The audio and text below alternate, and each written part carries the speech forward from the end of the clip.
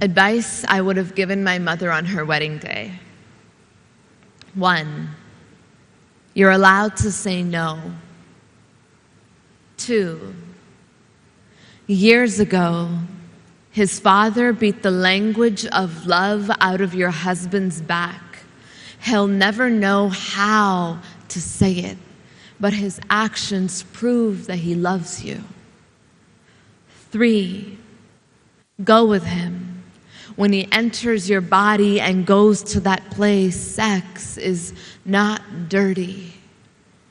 4, no matter how many times his family brings it up, do not have the abortion just because I'm a girl. Lock the relatives out and swallow the key. He will not hate you. 5, take your journals and your paintings across the ocean when you leave. These will remind you who you are when you get lost amid new cities. They'll also remind your children that you had an entire life before them. 6, when your husbands are off working at the factories, make friends with all the other lonely women in the apartment complex. This loneliness will cut a person in half, so you will need each other to stay alive. Your husband and children will take from your plate. We will emotionally and mentally starve you. All of it is wrong. Don't let us convince you that sacrificing yourself is how you must show love.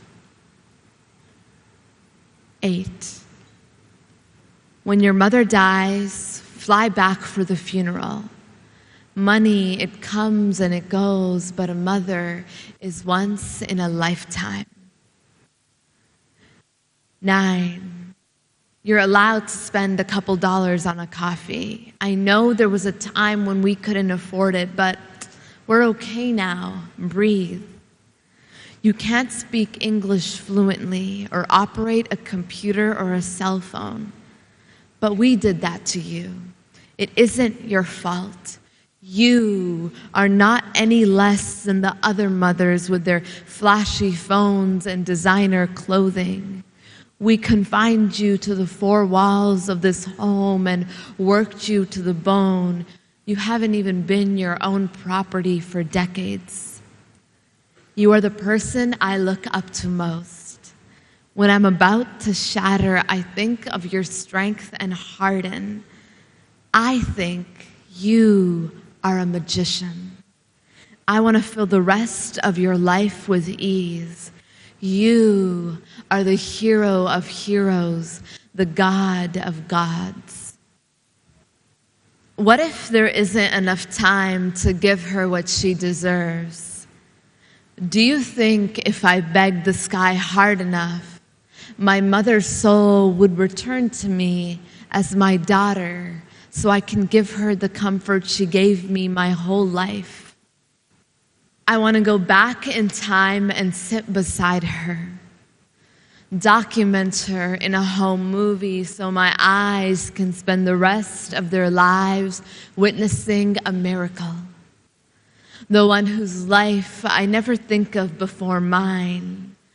I want to know what she laughed about with friends in the village within houses of mud and brick, surrounded by acres of mustard plant and sugar cane.